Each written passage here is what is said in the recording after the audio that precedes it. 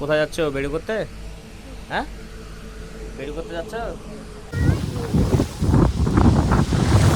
তো এটা হচ্ছে অরণ্য ট্যুরিজম প্রপার্টি জলদাপাড়া। রাত্রিবেলায় এদিকটা পুরো ঘুরে ঘুরে দেখাবো এবং রুমটা কেমন এবং কত খরচ সব কিন্তু তোমাদেরকে আজকে দেখাবো। এই হচ্ছে আমাদের রুমের চাবি। তো এই যে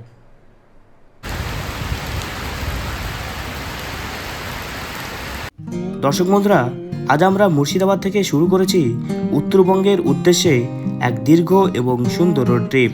সামনে রয়েছে প্রায় কয়েকশো কিলোমিটারের পথ, আর সেই পুরো যাত্রার প্রতিটি মুহূর্ত আপনাদের সঙ্গে শেয়ার করব। রাস্তার দুপাশের মনোরম প্রকৃতি, হাইওয়ের দুর্দান্ত দৃশ্য আর ভ্রমণের ছোট ছোট অভিজ্ঞতা সব কিছুই থাকবে আজকের ভিডিওতে। তাই ভিডিওটি শেষ পর্যন্ত অবশ্যই দেখুন। চলুন শুরু করা যাক আমাদের উত্তরবঙ্গের এই অসাধারণ যাত্রা।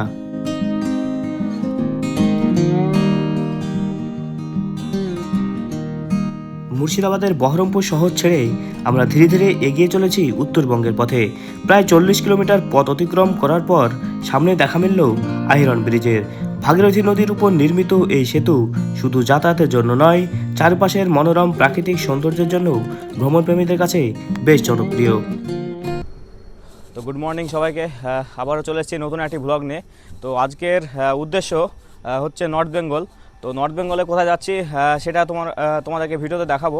তো আমি এখন রয়েছি ধুলিয়ান পার করে একটা ভারত পেট্রোলিয়াম পাম্পে দাঁড়িয়ে আছি। আমরা বেরিয়েছিলাম 4:15-তে। তো একটু ট্রি ব্রেকের জন্য দাঁড়িয়ে গেলাম। তো সেই ফাঁকেও ইভি গাড়িটা চার্জে বসিয়েছি। চলো তোমাদেরকে দেখাবো। তো এই যে ভারত পেট্রোলিয়াম পাম্প, আর সামনে কিন্তু গাড়ি চার্জ হচ্ছে। তো এই যে এখানে গাড়ি চার্জ হচ্ছে। তো এখানে 60 কিলোওয়াট লেখা আছে, কিন্তু এটা যেহেতু দুই দিকে ভাগ হয়ে যাচ্ছে, দুটো পয়েন্ট, গান এ গান বি, তো এই জন্য এটা হচ্ছে 30 কিলোওয়াট। এটা 30 কিলোওয়াট, ওটা 30 কিলোওয়াট। তো এই যে চার্জিং হচ্ছে। যদিও গাড়িতে চার্জ ছিল, তো একটু ট্রি ব্রেকের জন্য দাঁড়িয়েছিলাম, সেজন্য আর কি চার্জটা একটু দিয়ে নিচ্ছি। তো সামনেই কিন্তু 60 কিলোওয়াট চার্জার রয়েছে, তো সেখানেও একটু দাঁড়াবো। তো সেখানে গিয়ে একটু চার্জ করে নেব। তো চলো। আহিরন ব্রিজ পেরিয়ে এবার আমরা পৌঁছে গেছি ভারতের অন্যতম গুরুত্বপূর্ণ সেতু ফারাক্কা ব্রিজে।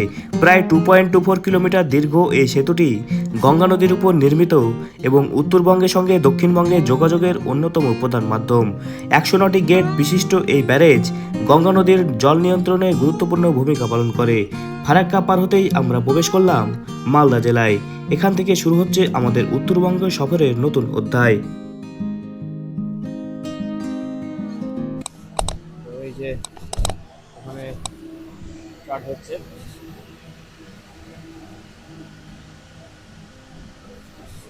তো এটা 60 কিলোওয়াট করে আছে। এটা 60 কিলোওয়াট, এটা 60 কিলোওয়াট, টোটাল 120 ওয়াট। এখানে যখন দুটো গাড়ি হয় তখন সেটা ওই মানে দুটো গান আছে। তো এটা 60, এটা 60। তো এই যে আমার সঙ্গে রয়েছে ইরাম বাবু। বলো, কেমন আছো? ভালো আছো? কোথায় যাচ্ছ? বেড়ি করতে? হ্যাঁ, বেড়ি করতে যাচ্ছ? দীর্ঘ পথ পেরিয়ে এবার আমরা পৌঁছে গেছি উত্তর দিনাজপুর জেলার সদর শহর রায়গঞ্জে। জাতীয় সড়কের এই অংশটি উত্তরবঙ্গের অন্যতম গুরুত্বপূর্ণ রুট, যা প্রতিদিন হাজার হাজার যাত্রী পণ্যবাহী যানবাহন চলাচলের সাক্ষী। রায়গঞ্জ পার করেই আমরা এগিয়ে চলেছি আমাদের পরবর্তী গন্তব্যের দিকে। অবশেষে পৌঁছে গেলাম জলপাইগুড়ি জেলায়। এতক্ষণের টানা যাত্রার পর এবার একটু বিরতি। উত্তরবঙ্গে এসে প্রথমেই স্থানীয় স্বাদের খাবার দিয়ে শুরু হলো আমাদের লাঞ্চ। গরম ভাত, ডাল, নানা ধরনের ভাজা তরকারি আর সঙ্গে টাটকা মাছ, সব মিলিয়ে একেবারে ঘরোয়া বাঙালি খাবারের আসল স্বাদ। কিছুক্ষণ বিশ্রাম আর পেট ভরে খাওয়া দাওয়ার পর আবার রওনা দিলাম আমাদের পরবর্তী গন্তব্যের উদ্দেশ্যে।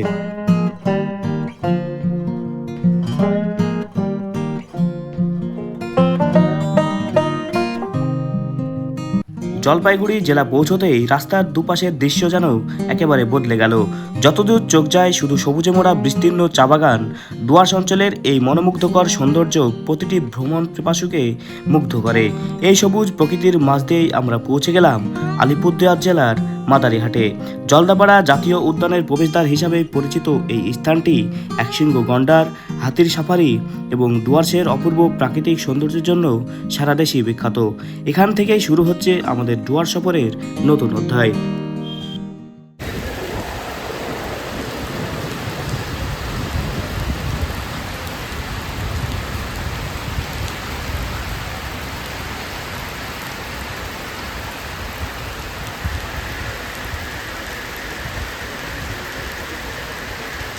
তো আজকে এসেছি আমি জলদাপাড়া, আর আমার পিছনে দেখতে পাচ্ছ এটা হচ্ছে 1 নম্বর রুম।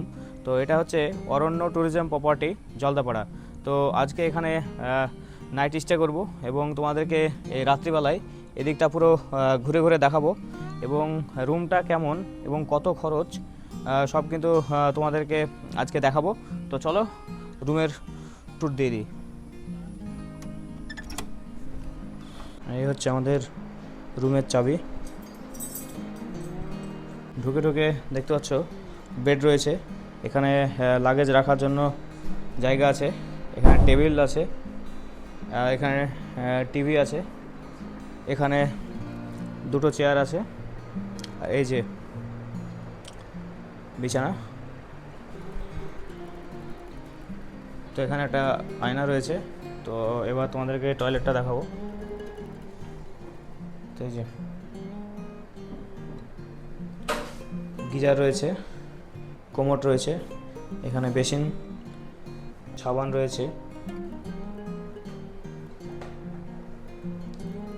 এখানে শাওয়ার জেল রয়েছে, ফেস ওয়াশ রয়েছে, এখানে টাওয়েল রয়েছে, এখানে ডাস্টবিন। আর এই হচ্ছে আমাদের রুম।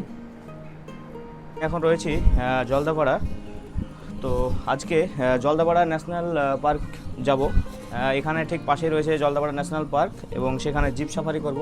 তো জিপ সাফারি আমাদের টাইম রয়েছে সকাল 7:30। তো এখন ঘড়িতে বাজছে 7:15। তো এখনই বেরোবো। যদিও আজকের ওয়েদারটা একটু খারাপ, সকাল থেকে কিন্তু ক্রমশ বৃষ্টি হচ্ছে, যে দেখতে পাচ্ছ বাইরেটা সুন্দর একটা ভিউ। তো আমরা এই সামনে এটাতেই যাব এবং জিপ সাফারির জন্য আমরা প্রস্তুত নিব। তো চলো দেখা হচ্ছে।